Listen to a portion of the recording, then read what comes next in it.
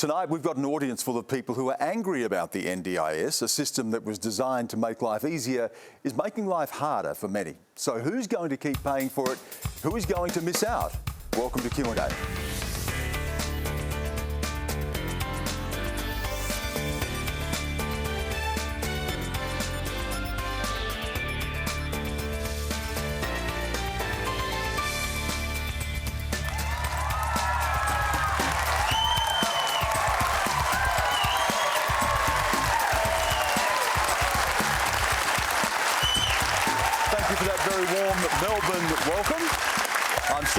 Here to give you some answers, disability rights campaigner Elly Desmarchelier, Shadow Assistant Treasurer and former NDIS Minister Stuart Robert, Minister for the NDIS and Government Services Bill Shorten, Greens spokesperson on health and disability rights and services Jordon Steele-John, and Chief Economist at PwC Australia Amy Auster. Please make them welcome.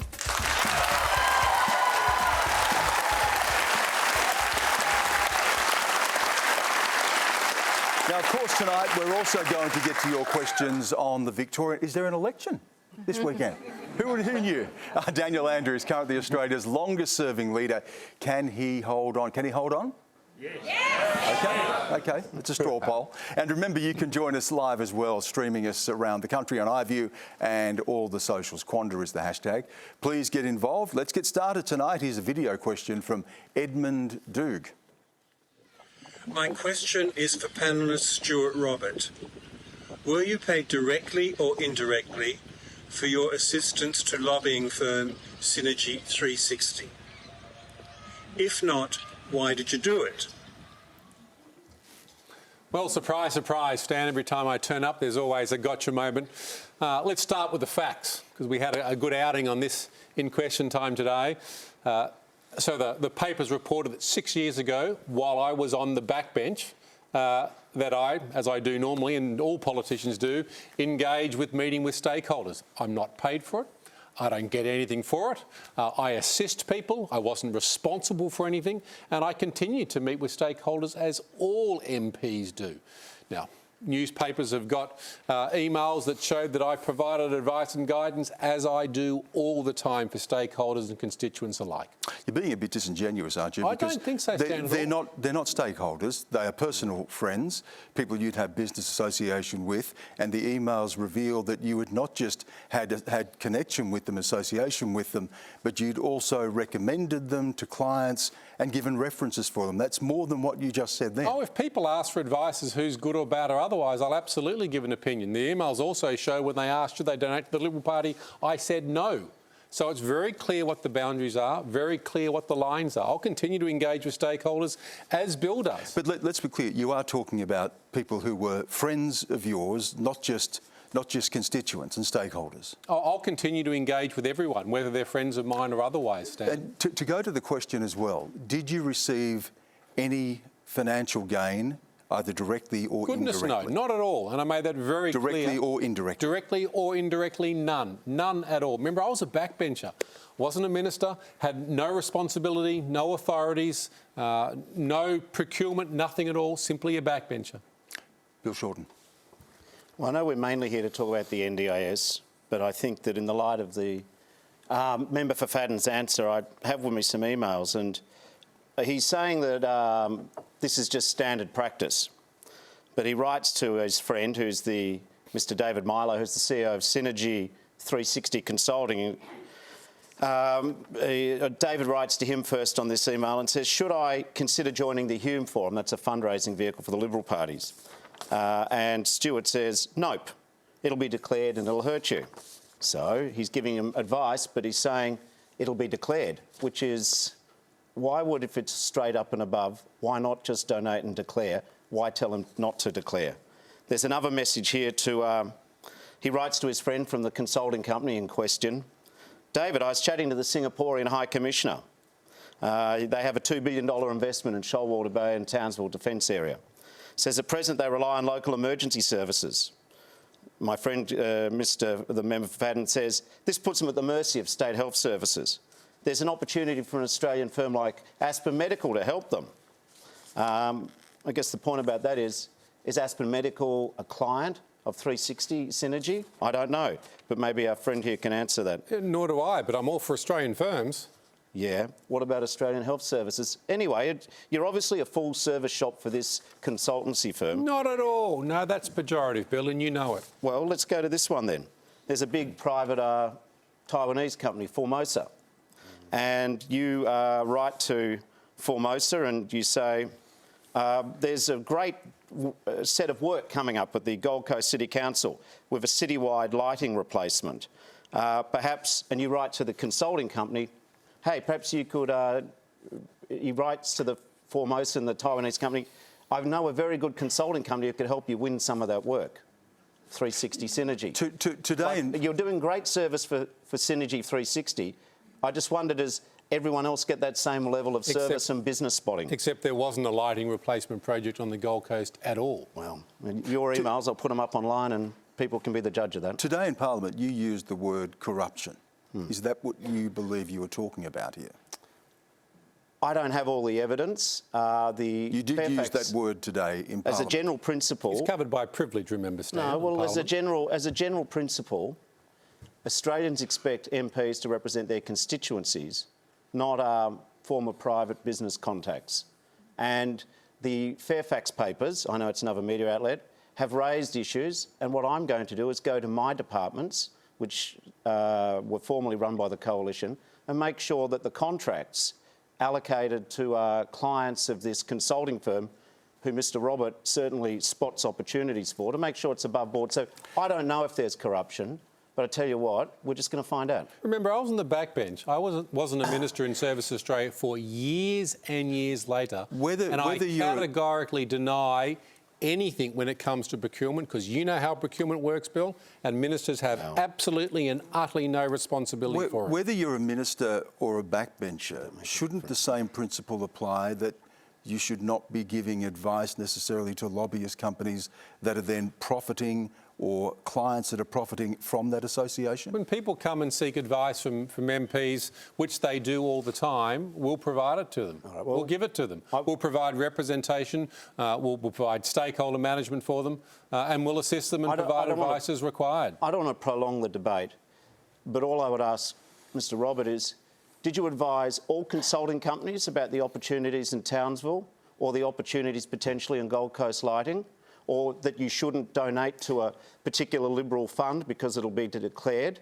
Or was it just this company who received the benefit of your advice? And if it was just this company, what made this company so special to any other consulting company? I'm trying to work out what you're alleging, Bill, in that respect, because I'm on the backbench. It's 6 years ago. I'll provide advice to anyone, and saying to people, hey, don't donate to the Liberal Party, how is that a bad thing? Jordon, you're in the Parliament. What do you make of all this today? Well, I'm sitting here, to be honest with you, Stan, as one of the two disabled people on the panel, and hoping we can get to the NDIS we certainly soon. Will. You know, if we wanted to listen to this kind of thing, we'd turn on Question Time.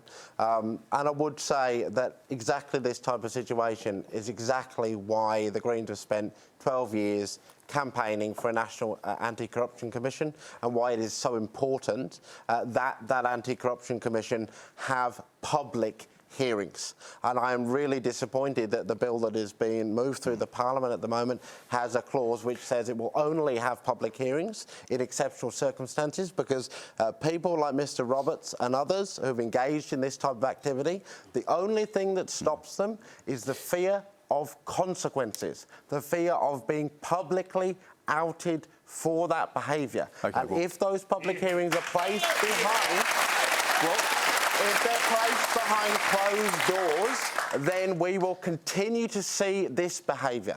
Well, we've heard from Bill Shorten, we've heard from Stuart Robert, and we'll see where this goes to in the days and weeks ahead. We do have important questions to get to on the NDIS. Let's hear from Samantha Connor. Hello. The NDIS is fundamentally broken. People aren't getting the support that they need, largely because of the machine learning system and algorithms that are now used to determine our funding.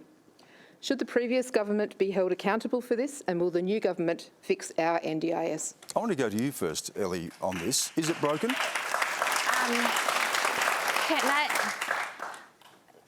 I think that at its heart, the NDIS is about people. It's about the 500,000 Australians with disability that it supports every single day to do practical things like have a shower, prepare a meal, go out into the community. And I think on those fundamental foundations, the NDIS is strong. It is delivering the transformational economic and social outcomes it was supposed to. Dan, I'll give you 3 examples from my own life just to paint an idea of how transformational this scheme has been. In the 3 years before I had the NDIS, I was in the ICU half a dozen times for things as simple as a UTI. In the 3 years since I've gotten the NDIS, I've been in the ICU 0 times. Superb. Because I've had access to the allied health I need to stay safe. When I got the NDIS, I was sitting in a wheelchair bought from the special buys section at Aldi. I couldn't push myself, it caused pain, and it meant I couldn't work. Now, I'm sitting in a wheelchair funded by the NDIS that gets me to and from work. Hell, it even gets me up onto the Q&A stage. We're happy to have you here.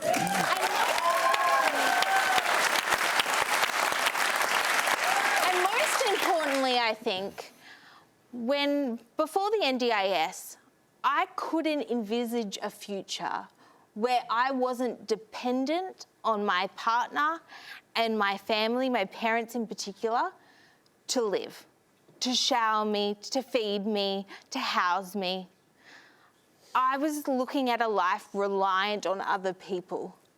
And now I look forward to a life of my own choosing, of my own destiny. And so that is just 3 examples from my life. But I hear that kind of transformational change repeated every single day by people with disability. They're frustrated that the scheme isn't working in part. They want the scheme to be better, but they have all experienced some kind of transformation in their life because of this scheme. Thank you, Elly. And Amy, the issue that we keep hearing about now is cost. And this seems to be something we'll be hearing a lot more about this today. Projections that in 10 years it's going to be $100 billion a year. It's more expensive than aged care. Is that where the issue lies? How is it going to be funded? And what is going to have to be cut if we can't fund it? I'd like to build on what Elly was saying and return to the purpose of the NDIS, which was an extremely and remains an extremely ambitious reform, and we should be so proud. You hear about, in Australia we've lost the will to reform. I say, forget it. Look at this. It is a world-leading effort to absolutely transform the way disability services are provided in this country. And government had a tough job to do in doing it. There's the funding of it, but the other role for government is really creating the rules of the system, the regulation of the system, of what is basically a market. How is it going to work? And it went from government services provided at the state level, where nobody got a choice, and you got told what you were given, and that's what you had, and that was it, to putting all of that power in the hands of the people whose lives it is, as you were saying. But clearly, just hearing the question from Samantha, there are frustrations we're going to hear about more, and it does come back to this. As an economist, you look at the numbers and you must say, well, where's that going to come from? I look at how the market works, which is 2 different things. So have we set it up correctly? What is the regulation like? How do we understand the rules of people who are in the NDIS and people who are on the border of the NDIS as clients? And how do we understand the market for the providers, which have varying degrees of regulation and access to provide those services? That is really important, and it's so hard to build. If you think of it's like a Jenga, where you're trying to take out pieces of something, put them in a different form, actually make a Jenga into a circle. It's a totally different concept. The funding is one part, but I really believe that as this market matures, and I mean all of the institutions that sit around it, the practice of it, as we understand it, and as it continues to improve, the funding part will start to actually kind of sort itself out. Jordon. Stan, I think that we've got to kind of acknowledge a bit of an elephant in the room, which is that right now we have a narrative in the Australian community, and that narrative is being pushed by decision makers. It has been pushed by the previous government that the NDIS is costing too much. That was a scare campaign that came from the Morrison government, and unfortunately we've seen too many people in the current government and in the press continue that narrative. It was a decision that was made to frame the NDIS in that way. And I think while we are considering that decision, we should also consider that at the same time, other decisions were also made. The decision was made to give Gina Rinehart and billionaires like Clive Palmer a $9,000 tax cut. The decision was made to direct $40 billion of public funds to fund fossil fuel companies to extract and burn coal, oil and gas in the middle of a climate crisis, and to decide that the gas industry, making record windfall profits, shouldn't pay an additional cent in tax. So if we're having a conversation about the NDIS and someone brings up cost, the Greens' answer is, well, let's make some different decisions. Let's actually cancel the stage 3 tax cuts and put $240 billion into public funds. Let's actually end fossil fuel subsidies and put that into the public purse to be able to fund the NDIS. Let's have a windfall tax on the gas industry, and with that money, we can fund the NDIS and transform people's lives with programs like bringing mental and dental health care into Medicare right now. To the question, Bill, and Samantha's question went to how are we going to fix this, and Jordon's raised questions about funding. What is the funding answer to this? Because we know in the budget there were questions raised about the long-term projections. We know we're going to have to find this money. So are we going to look at taking something from elsewhere and putting it into NDIS, increasing taxes, cutting services? What are you going to do? Sam's question, as I recall, was saying that she feels the system's broken. Now, I don't mind Jordon putting his point of view about every other policy. My view, though, about the NDIS is this.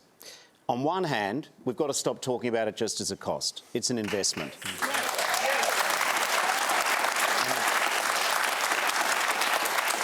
At the same time, we have to make sure that the investment's actually working in the interests of people with disability.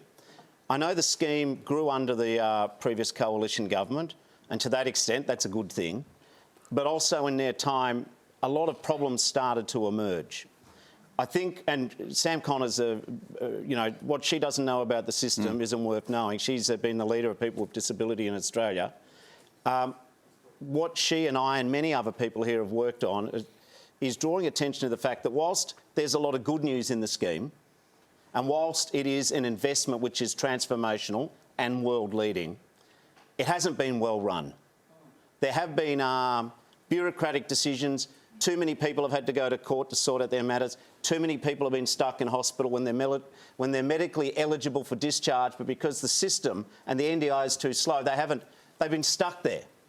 So it can be reformed. Now, I get... And you have a review at the moment where you're looking at this. So what specifically are you looking at? When you highlight those issues, you're in the chair now.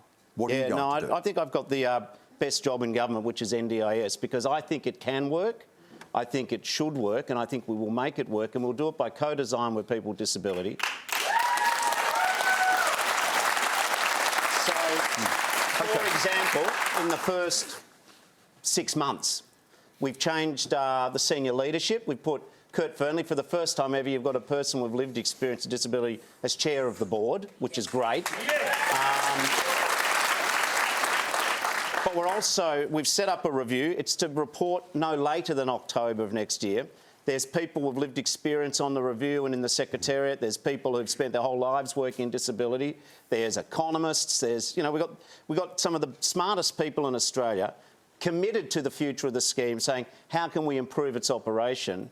But we're not just waiting for the review, and we're not just changing the leadership and giving more voice to people with disability.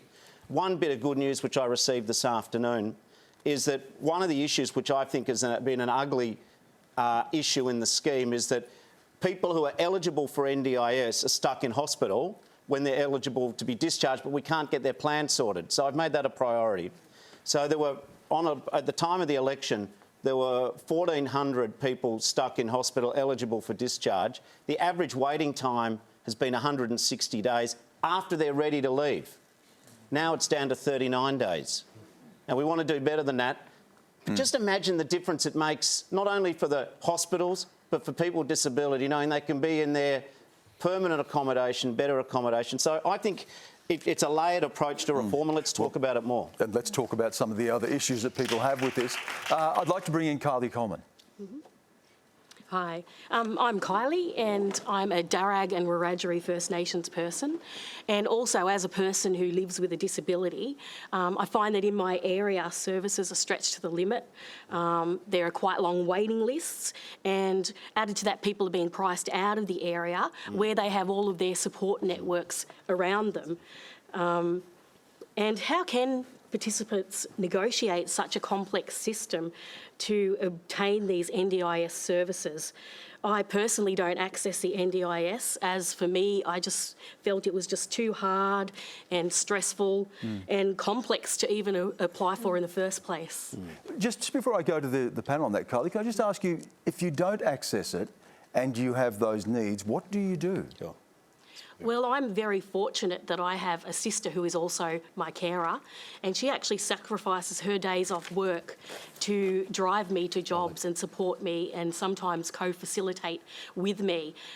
So I have a supportive family and a wonderful community where I live, but it is very difficult. Added to that, if you can't drive due to epilepsy, like in my case, and you're relying on public transport, and if you need to take your work equipment, like in my case, I teach eco-dye or bush dye, and I teach introduction to bush foods and do cooking demonstrations, and I do Indigenous gardening and environmental courses. So I'm not really going to be comfortable going on the bus with pots and a shovel, and it's just a practicality terms, I think, more than anything. Yeah. Stuart. It is sad to hear you're not on the scheme. I was the minister back 2019. We took it from 170,000 to 350,000, and whilst Bill and I are political warriors and antagonists, and by the way, it's 15 years ago to the day we were both elected, buddy, well done. Yeah, we share one thing in common, and that's our passion for NDIS and what it can do and where it goes. So I'd love to see you on the scheme. The challenge, of course, is we've got something no one else in the world has ever thought to do, to produce a scheme where government policy is normally here's the policy and everyone needs to fit into it. NDIS is let's take everyone and treat them uniquely what their needs are. And that's the great challenge. No one's ever done it before, so it is challenging and difficult. I didn't have a rule book and Bill doesn't have one now as we seek to build it. But there's enormous good faith and there is enormous bipartisanship. But if Stuart, in that time, people like Kylie was saying that it's too complex and we don't want to be on it because it is too complex, and you were minister, what was going wrong? There are three ways, if I could say, that you could access scheme supports in terms of self-managed, a provider-managed or agency-managed. So if there were people like yourself, ma'am, who, for whatever reason, saw it as difficult, that's where the agency would come alongside you. You'd have your own support team or the agency can provide it. The agency would manage your plan for you to take all that complexity away. And for people who are unsure, that may be a good way to start. But Stuart, you just said that you've taken something and you've created a plan where everyone's on it, and you've clearly just had a viewer that said it's too complex to get on it. Not everyone's on it, because it's actually quite a process to get NDIS. I call the NDIS my second job. You know, a lot of this cost debate we're having is the idea that we're just being too generous to too many disabled people, and I fundamentally disagree with that. You know, next year, the cost of the NDIS is expected to rise by 12%. At the same time, the health and aged care budget is expected to rise 11%. But we're not sitting here discussing whether it's sustainable to invest in older Australians. We're not sitting here debating whether we should still invest in public hospitals. We should not be talking about capping freedom. That's what we're talking about. We're talking about putting restrictions. But clearly, Jordon, the people like Harley are saying it's too complex. What can be done to deal with the complexity. What would you like, Elly, to make it just easier for you? Make it user-friendly. And not for bureaucrats that actually develop the policy. And I know there's wonderful people being involved in the decision-making and planning and working in and trying to make it more user-friendly. But there's so many hoops to jump through. Just like people that are on a disability pension, for instance, they've earned that because, rightly so, it is very difficult to be put on a pension in the first place. I think it's just really hard. But I feel that I'm a fairly intelligent, educated sort of person who can communicate quite easily. But how would it be if it's difficult for someone like myself, someone that's not adept at perhaps approaching people, or perhaps they have a mental illness and any kind of stress exacerbates that. So what is it like for these people, and how can, I think sometimes very complex problems can have very simple solutions. Jordon. Yeah, Kylie, you're absolutely right, my friend, and there's a couple of things we need to do right now. First of all, we need to recognise the expertise that exists within the disabled person themselves. So when you turn up for your NDIS plan, when you're having that conversation and you articulate what your needs are, your knowledge of your needs as a disabled person, you are believed. You are believed, and the only additional things you're required to come with are your goals and aspirations and any medical evidence that you've accrued over your life from the medical professionals that you work with and trust. And that's it. Everything beyond there is the role of the state and the government to figure out a system that works for you, because disabled people, we are so sick and tired of continually telling our stories over and over again to people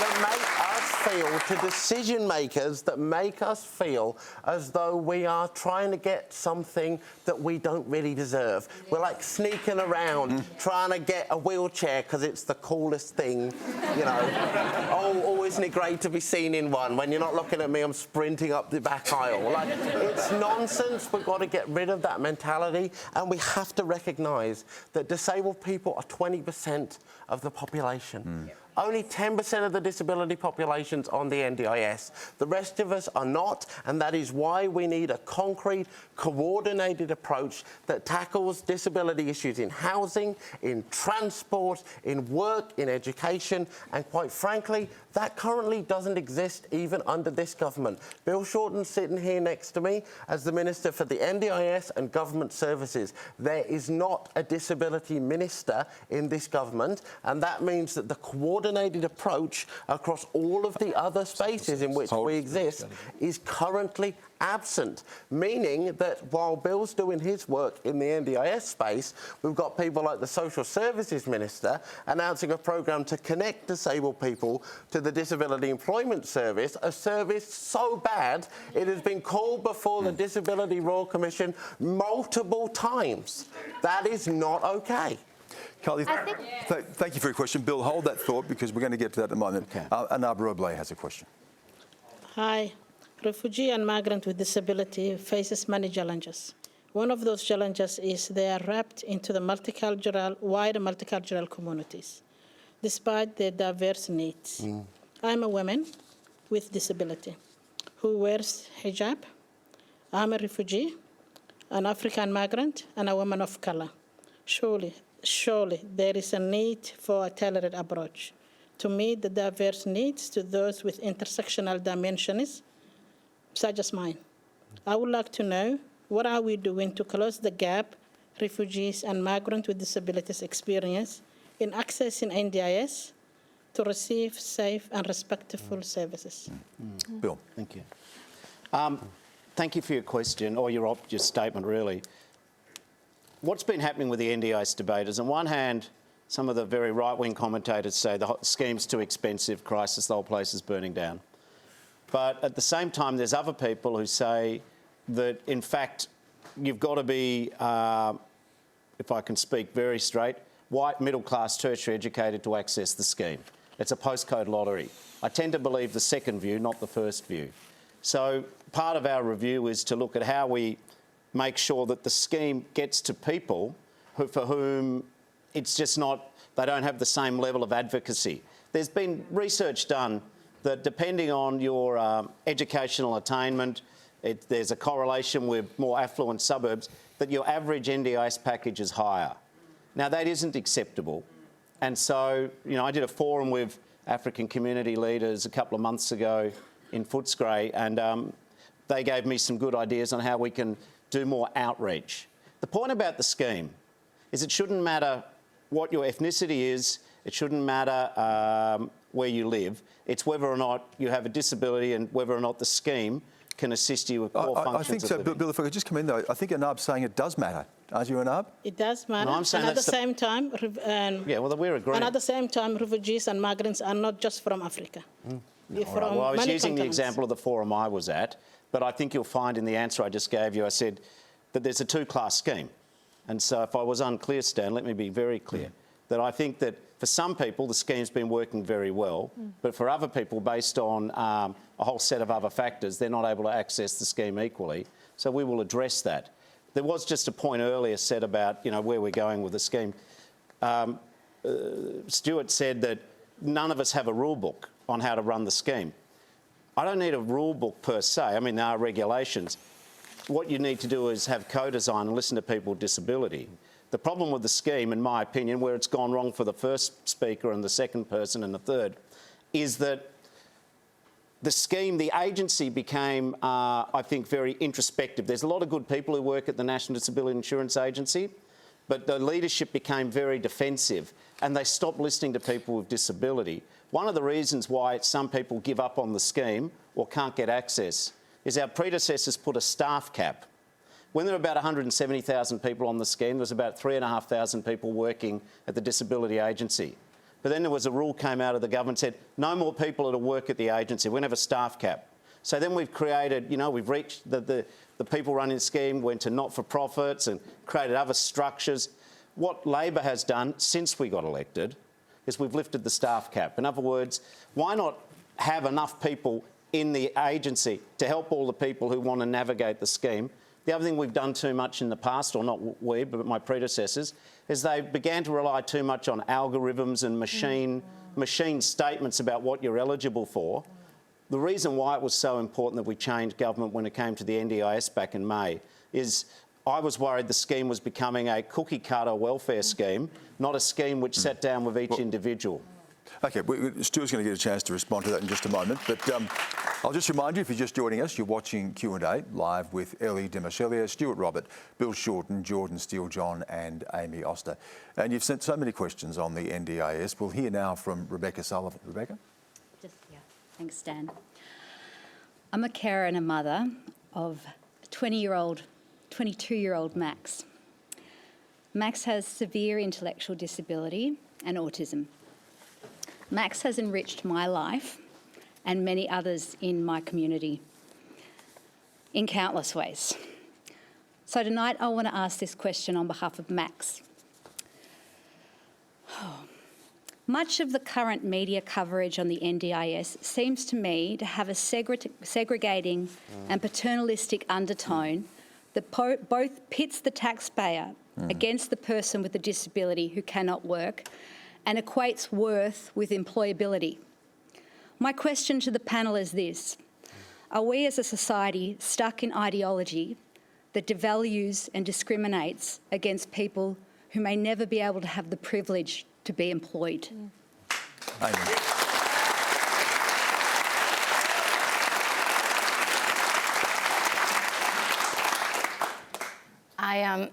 I hear your emotion in that question. I have 3 kids myself, and I hear you. I hear what you're saying. What I've picked up from the previous conversation is really the great intangible value of the NDIS is it represents inclusion. It represents a truly inclusive economy, a truly inclusive society. That is its vision to me, that is the North Star.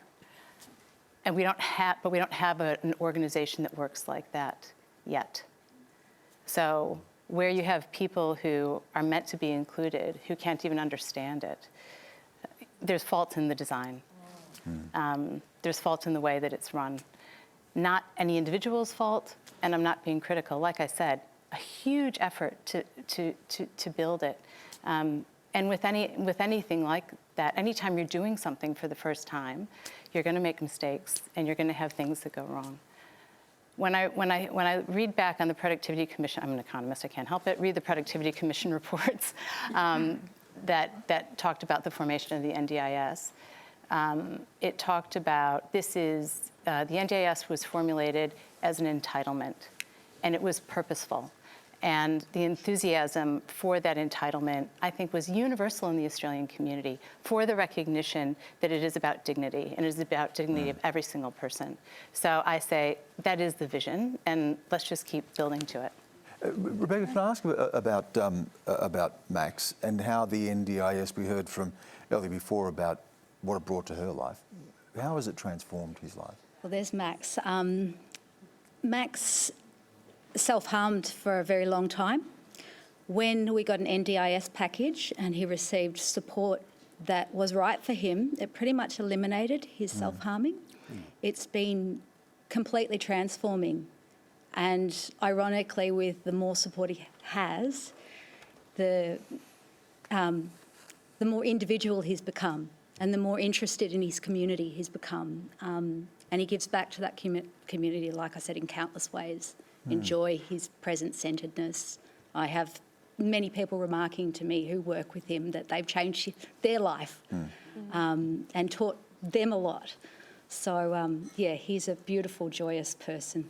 Stan, I have to say, you have the joy and the determination of what I see in so many mums of disabled kids. So, but I want to say to you really clearly, Max is worthy. Whether Max works or not, Max is worthy. You don't need to tell me that. Yeah. I know that. Everyone else needs to hear that. And a word I picked out of what your opening question was he's segregated. Yeah. And that is something that we all need to be very aware of, because what we forget right now is we have a Disability Royal Commission going on right now, looking at violence, exploitation, abuse against people with disability. And most of those things happen in segregated environments. So how, as a community, can we use things like the NDIS to break down segregation? You know, you read the Productivity Commission report. I read Julia Gillard's speech when she introduced the NDIS into the House of Parliament. And she said that it was a case of moral care. As a society, we were showing moral care, and that the NDIS had found a place in Australia's heart, and we weren't going back. And let me just tell you, I'm not going back. I'm not going back to staking out the special buys section. We're not going back. And I actually really wanted to just focus for 1 second on the fact that when the minister was asked, you know, how do you fix the NDIS? He didn't have all the answers, and that's a good thing, because the answers need to come from people with disability. This review needs to be led by people with disability. So thank you for asking that on behalf of Max.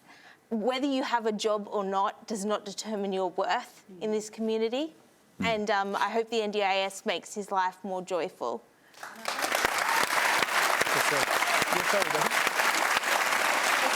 In the wider media that gets that message, because every time I hear the taxpayer and the cost, I just think you are missing a big point here, and you are valuing people's life on how much money they earn, and you're missing out. You're missing out. Just on that point, before we move on, really quickly, Amy, because it is something that is often overlooked. The NDIS is not just a debit column. There is also a benefit column, a plus column. And how much does $1 spent on the NDIS also contribute beyond that? I mean, there is an answer. There have been studies done. I actually hesitate to give the numbers because how do you compare that with dignity? I mean, to me, it's a non-comparison. There are economic multipliers. There are people who are in NDIS. But it's certainly in the plus, isn't it? In terms definitely of what in the plus. People who get into NDIS and are then able to enter paid work or expand their paid work, and also their carers, so critical. And broader family. So yes, it's a net benefit, there is no question. A net benefit to other forms of care. Childcare has a huge net benefit. Aged care also actually has a net benefit. But the biggest net benefit, I think this is important, is across all cohorts, sectors, actually comes from housing and secure housing.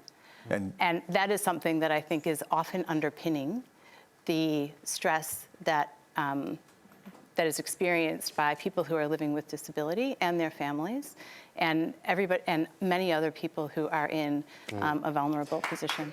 And if you want to know thank you so much for sharing your story with Max. If you want to see the benefit, we saw it on Max's face as well. So thank you again for sharing that story, Rebecca. Thanks, Dan. Our next question comes from Romy Cecil.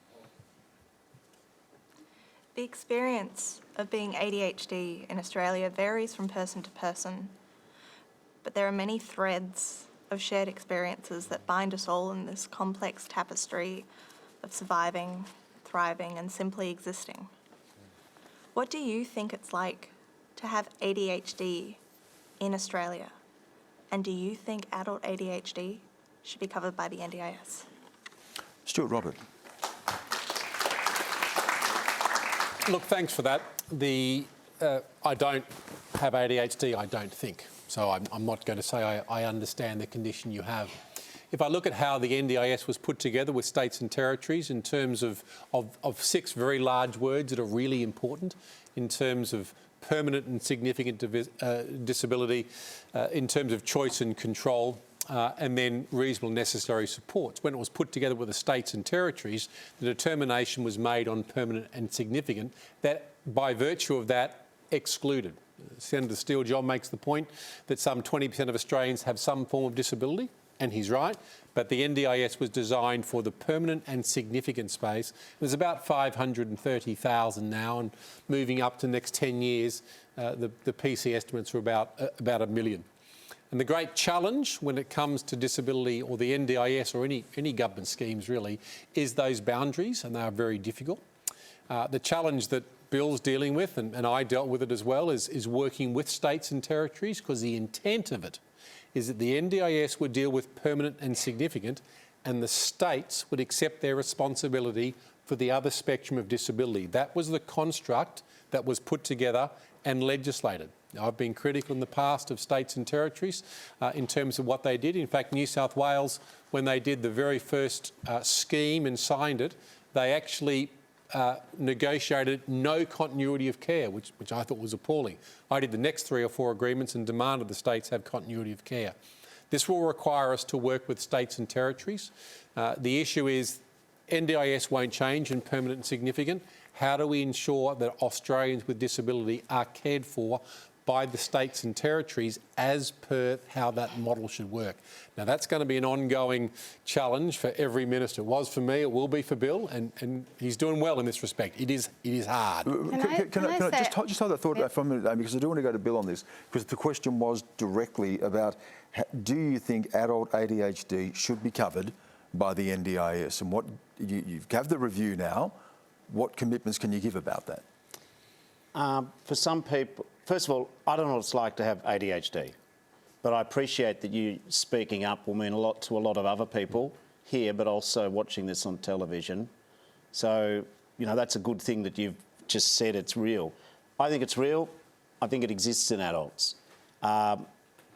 There's about 800 adults on the scheme whose primary diagnosis is ADHD. But they're not there, if I can just be clear, because of the ADHD diagnosis. They're because of other factors relating to ADHD. I'm going to unpack it, but the first thing I want to establish is, if there's any confusion that ADHD, if you have it, you can't be on the scheme, that's not right. You can. But what happens is it's not a disability which having ADHD doesn't automatically tick you over into the scheme, but having it doesn't automatically exclude you either. But shouldn't it, though? I think that is Romy. Is that the question you're asking? That it should be included? When I tried to apply for the NDIS, I was told when I tried to apply for ADHD as an adult, think again. Well, whoever told you that was wrong. I'm sorry. I mean, this has been an issue which I've started, having been made the Minister, I've turned my mind to. There's a couple of thousand kids with ADHD who have it as part of their diagnosis. There's a smaller number of adults who have it as part of their diagnosis. Eligibility for the scheme is individualised. What that means is you have the disability, and then what's the consequence and what needs does it create in your daily living? So it's not it doesn't ban you from the scheme having that condition. It doesn't automatically guarantee you're in. You then look at all the other circumstances of the individual. Amy, sorry, you wanted to say something, and then I'll come to Jordon. Just picking up on the comment about what states pay for and what the federal government or the NDIS pays for in relation to NDIS. A couple of comments really important. The problem with saying there's this border of the NDIS and then everything else is paid for by the states is that state system is still the old system. It's still the system that lacks choice. You're absolutely So, of course, if you can, you're going to try to be part of the system that offers choice. And it is a better system. Correct. Separate to the funding. Let us try to have that system that anybody who has a need to participate in it can participate in it. And I think that's a theme that's being picked up by the review. There's this issue, well, there's the current number of participants in the NDIS, 500,000. A population of 2 million people outside that who could potentially benefit. Do they all need funding to benefit? Do they all need the same amount of funding to benefit? No. Is there other ways that we can create this broader concept of NDIS? And I think that's on the agenda of the inquiry. I just got to you on this, Bill, because clearly you listen to people in the room and people on the panel, and there is the commitment to this, which has been transformative, and we've heard that. And yet we know that there is also the funding issues that you've outlined, Amy and others have outlined. What about a levy? Because we have a Medicare levy. Should there be an NDIS levy? There is, remember, 0.5%. Yes, but I'm saying specifically now to meet what we're going to be looking at coming into the future. Is that the sort of thing you're also looking at right now? Well, I think we should start at what was the purpose of the... No, we're not thinking about having an additional levy at this point. That's just a quick answer. The issue, though, is that the scheme is in danger of becoming the oasis in the desert, the only lifeboat in the sea. That's true. I can understand why people, if that's the only support, they're pretty keen to get onto that scheme. That's one of the challenges of the scheme. It's to, and Jordon made the point, you know, that Labor has another minister who looks at other parts of disability. That's fine. Two heads are better than one, you know, and that's not really the issue. For me, the issue is this review's got to look at what the NDIS can do better. How do we have proper co-design? How do we make sure that it's not too complicated? But without a doubt, one of the things which the states and the federal government have to work together on is what is the support outside of the NDIS? Our health system needs to be more responsive to people with disabilities. Our community mental health is insufficient. We need to make sure that the school system provides better support for kids with learning needs and their things. But then, very quickly, going to this issue about how much the scheme is costing. I am inundated by two sets of issues in the NDIS. We get thousands of matters, and that's great, and you know we want to hear them. One is people complaining that they've got a plan and the decisions are inconsistent and scary and inexplicable. That's a fair criticism. But the other one is people saying that some service providers, some people are siphoning off money from the NDIS. And yes, this is not an issue about cost, but there is waste and rorts in the scheme. That is not the fault of people with disability. Bill, we've got to address it. You've just anticipated it. We've just anticipated the next question, actually. Oh, I'm sorry. Kim Simpson is here, and then I'll come straight back to you, Elly. My question is regarding the funding of equipment for NDIS clients. Why is it that as soon as the NDIS or disability is mentioned, suppliers and adult health professionals seem to see this as a licence to escalate the price. Okay, I'm going to address your question because it's something that frustrates me so much. But just to And also on the ADHD, yeah, yes. just Want to come on to the that. previous question, I live with adult ADHD. I know what it's like, and it's a fraught thing to say sometimes, and I get a lot of hate online for saying this, but oftentimes I find having to navigate my ADHD brain a lot harder than having to navigate my cerebral palsy body. It's the truth. It's really difficult.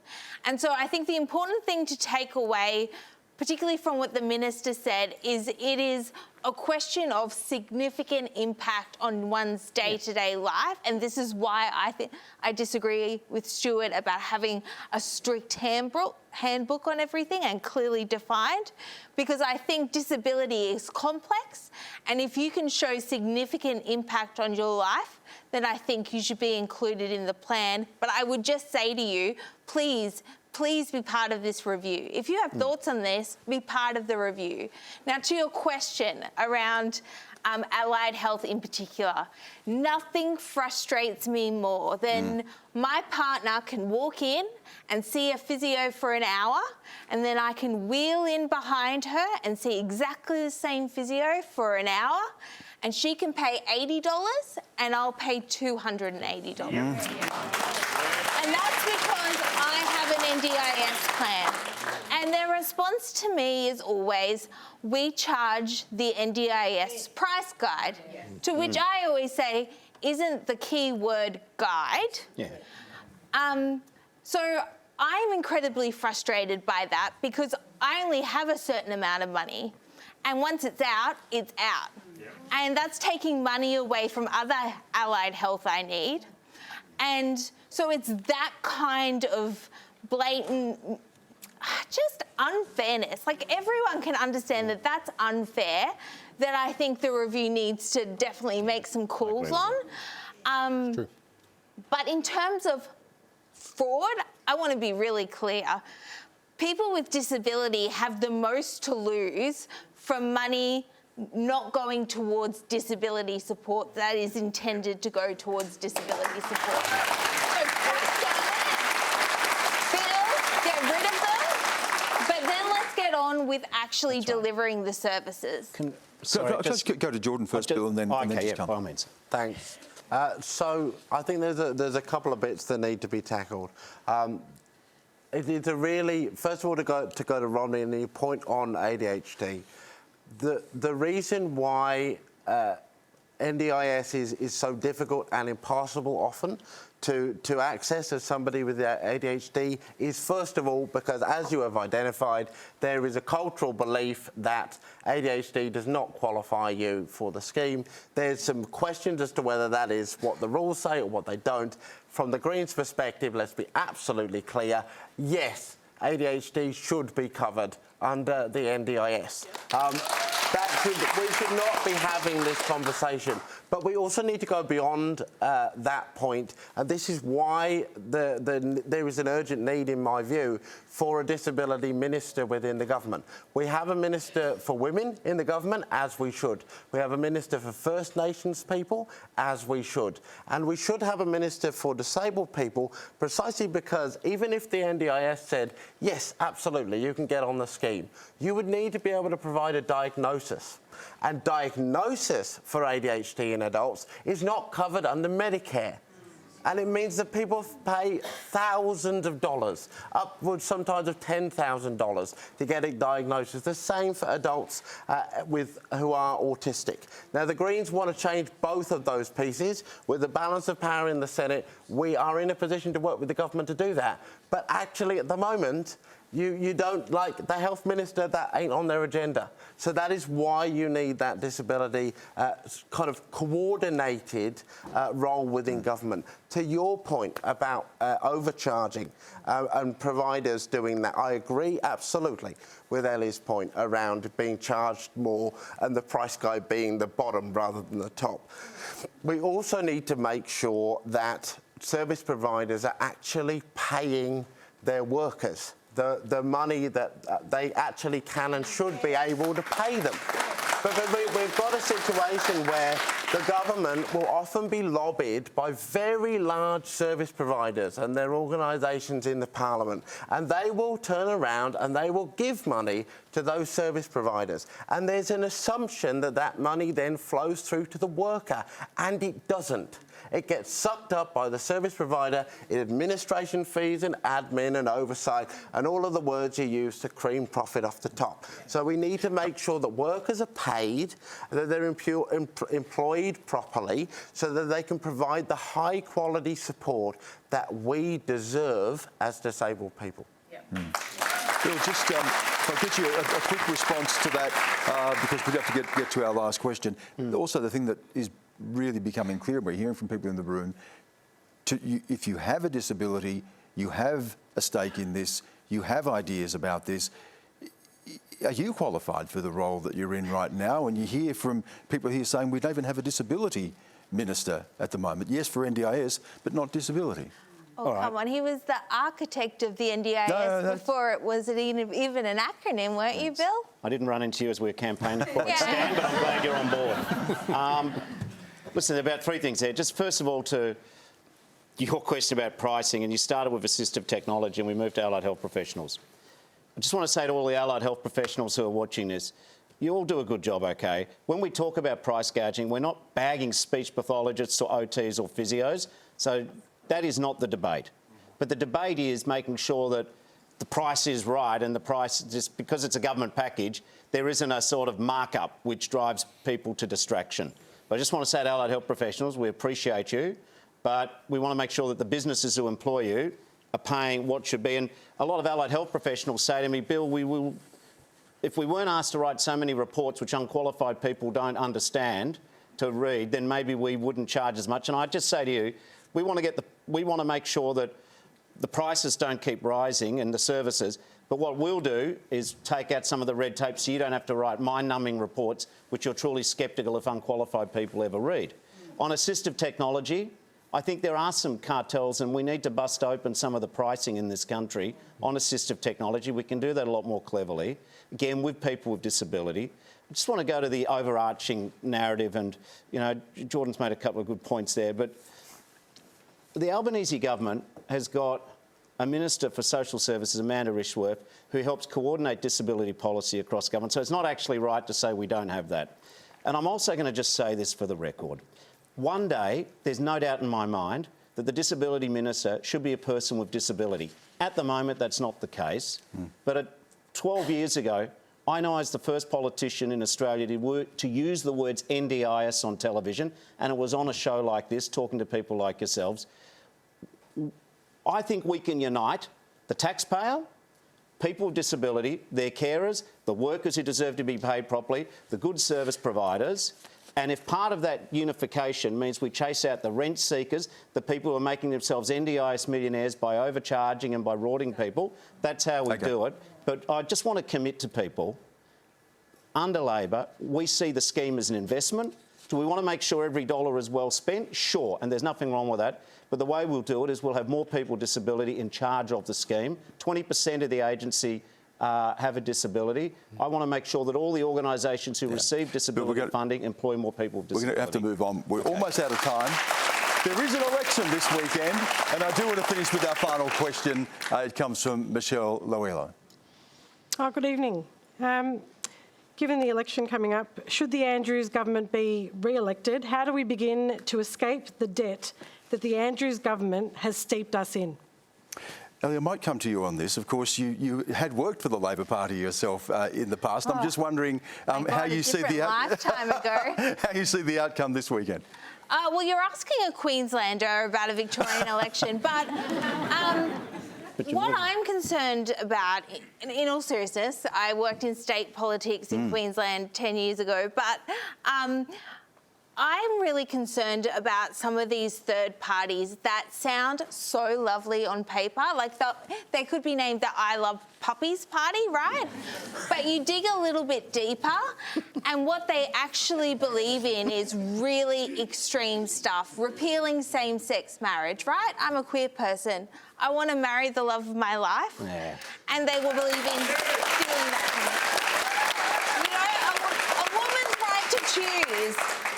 Saying no to the referendum. They want to campaign no to the referendum. I don't believe Victorians believe in any of that stuff. So I just would urge you, don't listen to this Queenslander, and also don't listen to the nice names of these third parties. Do your own research. Amy, the question was about debt, and there is significant debt. And being an economist, I might get the final word from you on this. It's something that we face at a national level. It's something that we face at a state level. And after COVID and the impact of COVID, clearly that's added to the debt. How much of a threat is that going forward for the state? Threat's a strong word. I wouldn't say threat. I would say it is by and large a legacy of COVID. And the massive disruption that was, and the amount of money that state and federal governments put into the system to support all of us as we were largely at home. And I am a Victorian, and I have lived here. I've lived here for the past 20 years and a bit more. Is the debt a crisis? No. Is it something that needs to be managed? Yes. We can work through it slowly and deliberately. It needs a plan, and it needs a plan with credibility to return to your cash surplus, your operating surplus, and whittle that debt down. Honestly, just as a household would. So, you know, I think Elly's right. It's like, do your homework, figure out what both parties are saying, and the credibility of their plans. I know the politicians want to say something, but the clock's on zero, and I know what they predict individually for the outcome anyway. Simple thing. He has to get the lunch. Quickly, Bill. What link we've been talking about, is the NDIS a debt or a cost or as an investment in people? When I can go through railway crossings, not be held up, when the Western Hospital in Footscray is being built, I know that when you spend government money to build new and better schools, some people that's a debt. To me, that's an investment in the future. I'm going to give really quick 20-second reply. Quickly. 40,000 Victorians left last year. Most of them came to my city. We've now got rental stress. They're leaving for a reason. Something is not right in Dodge. OK, there's the political... very quickly, Stan. The Greens are the only party with a plan to get out of coal, oil and gas. Like, the reality is we sit here in a climate crisis. We don't have time to bugger around with this anymore, and we've got to clean up the corruption that is the basis of this state. Never ask about an election at the final question. That's all we've got time for. Do thank our panel. Thanks, Elly, Desmarchelier, Stuart Robert, Bill Shorten, Jordon, Steele-John and Auster.